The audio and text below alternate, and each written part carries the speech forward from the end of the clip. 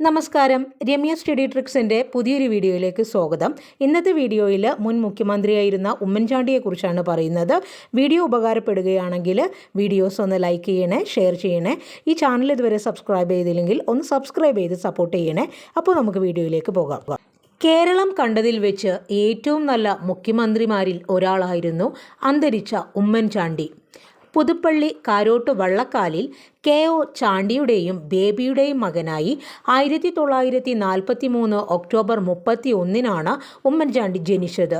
സ്കൂളിൽ പഠിക്കുമ്പോൾ കോൺഗ്രസിൻ്റെ വിദ്യാർത്ഥി സംഘടനയായ KSUവിലൂടെയാണ് രാഷ്ട്രീയത്തിൽ എത്തിയത്. പുതുപ്പള്ളി നിയോജക മണ്ഡലത്തിൽ നിന്ന് 1970 ആദ്യമായി വിജയിച്ച് നിയമസഭയിലേക്ക് വന്നു. തുടർന്ന് 1977, 1980, 1982, 87, 91, 96, 2001, 2006, 2011,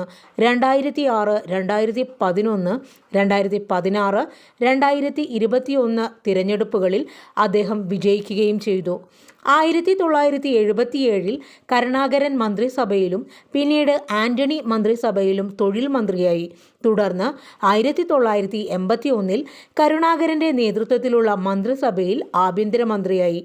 1991 കരുണാകരൻ മന്ത്രിസഭയിൽ ധനമന്ത്രിയായിട്ടും ഉമ്മൻചാണ്ടി വർത്തിച്ചിട്ടുണ്ട്. കോൺഗ്രസിൽ ആന്റണി വിഭാഗം ഉദയം ചെയ്തപ്പോൾ ഉമ്മൻചാണ്ടി നിയമസഭാ കക്ഷി നേതാവായി. 1982 അദ്ദേഹം ഐക്യജനാധിപത്യ മുന്നണി കൺവീനറായി. 2004 AK ആന്റണി രാജിവെച്ചപ്പോൾ മുഖ്യമന്ത്രി പദം ഉമ്മൻചാണ്ടിയെ തേടിയെത്തി. 2006 മെയ് 18 വരെ ആ സ്ഥാനത്ത് തുടരുകയും ചെയ്തു. പിന്നീട് 2011 മെയ് 18 അദ്ദേഹം വീണ്ടും കേരളത്തിൻ്റെ മുഖ്യമന്ത്രിയായി സ്ഥാനമേറ്റു. ഉമ്മൻചാണ്ടി എഴുതിയ പ്രധാനപ്പെട്ട കൃതികളാണ് ചെങ്ങല ഒരുങ്ങുന്നു, കേരളത്തിൻ്റെ ഗുൽസാരി, പോരാട്ടത്തിൻ്റെ ദിനരാത്രങ്ങൾ തുടങ്ങിയവ. ഉമ്മൻചാണ്ടിയെക്കുറിച്ചുള്ള ഡോക്യുമെൻ്ററിയാണ് touching the soul. Touching the soul എന്ന ഡോക്യുമെൻ്ററി ആരുമായി ബന്ധപ്പെട്ടതാണ്? മുൻ മുഖ്യമന്ത്രി ഉമ്മൻചാണ്ടി. ഉമ്മൻചാണ്ടിയെക്കുറിച്ച് PT ചാക്കോ എഴുതിയ ജീവചരിത്രമാണ് തുറന്നിട്ട വാതിൽ. തുറന്നിട്ട വാതിൽ എന്ന ജീവചരിത്രം ആരാ എഴുതിയത്? PT ചാക്കോ ആണ്. ആരെക്കുറിച്ചാണ് എഴുതിയത്? ഉമ്മൻചാണ്ടിയെക്കുറിച്ച്. കാലാവധി പൂർത്തിയാക്കിയ രണ്ടാമത്തെ കോൺഗ്രസ് മുഖ്യമന്ത്രിയായിരുന്നു ശ്രീ ഉമ്മൻചാണ്ടി. ആദ്യത്തെ കോൺഗ്രസ് മുഖ്യമന്ത്രി ആരാണ്? കരുണാകരനായിരുന്നു. കാലാവധി പൂർത്തിയാക്കിയ ആദ്യ CPM മുഖ്യമന്ത്രി ആരായിരുന്നു? EK നായനാർ. മുഖ്യമന്ത്രിയായിരിക്കുമ്പോൾ ഉമ്മൻചാണ്ടി നേതൃത്വം നൽകിയ ജനസമ്പർക്ക പരിപാടിയായിരുന്നു ജനഹൃദയങ്ങളിലേക്കുള്ള മുഖ്യമന്ത്രിയുടെ ആദ്യ ചുവടുവയ്പ്പിന് കാരണം. 2004 തുടങ്ങിയ ജനസമ്പർക്ക പരിപാടി UN വരെ അംഗീകരിച്ചതായിരുന്നു. ജനസമ്പർക്ക പരിപാടിയിലൂടെ 1,45,449 അപേക്ഷകളാണ് തീർപ്പാക്കിയത്. മുഖ്യമന്ത്രി പിണറായി വിജയൻ 2018 പറഞ്ഞ കണക്കനുസരിച്ച് 2011 ഉമ്മൻചാണ്ടി സർക്കാരുടെ കാലത്ത് 247,87,23,832 രൂപയുടെ ധനസഹായമാണ് ഈ ഒരു ജനസമ്പർക്ക പരിപാടിയിലൂടെ ജനങ്ങളിലേക്ക് എത്തിച്ചിട്ടുള്ളത്. 2013 UN പബ്ലിക് സർവീസ് അവാർഡ് ഭരണമികവിന് ഉമ്മൻചാണ്ടിയെ തേടിയെത്തിയത്.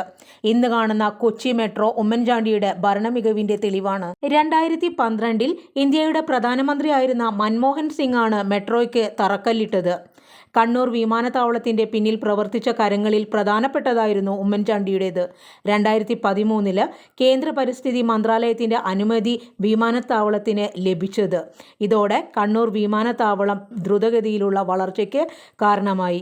വിഴിഞ്ഞം തുറമുഖത്തിൻ്റെ കുരുക്കഴിച്ച് കരാർ ഒപ്പിട്ടതും ഉമ്മൻചാണ്ടിയുടെ പ്രയത്നഫലമായാണ്.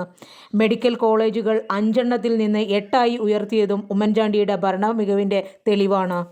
ഇന്ന് നിരവധി പേരുടെ രക്ഷയായിട്ട് മാറിയ കാരുണ്യ പദ്ധതിയുടെ പിന്നിലും ഉമ്മൻചാണ്ടിയുടെ കൈകളുണ്ടായിരുന്നു.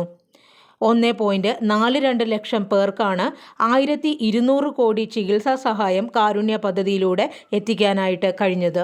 കൂടാതെ കുട്ടികൾക്ക് വേണ്ടി സൗജന്യ കോക്ലിയ ഇംപ്ലാന്റേഷനും മുൻകൈയെടുത്ത പദ്ധതി നടപ്പിലാക്കിയത് ഉമ്മൻചാണ്ടി തന്നെയാണ്.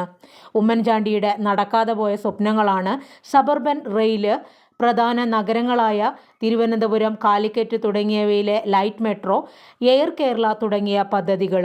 കേരളത്തെ 2 പ്രധാന ഭാഗങ്ങളായി വിഭജിച്ചുകൊണ്ടുള്ള കേരള റെയിൽ പദ്ധതിയേക്കാൾ എത്രയോ ചിലവ് കുറഞ്ഞതും സുരക്ഷിതവുമായിരുന്നു ഉമ്മൻചാണ്ടി വിഭാവനം ചെയ്ത സബർബൻ റെയിൽ.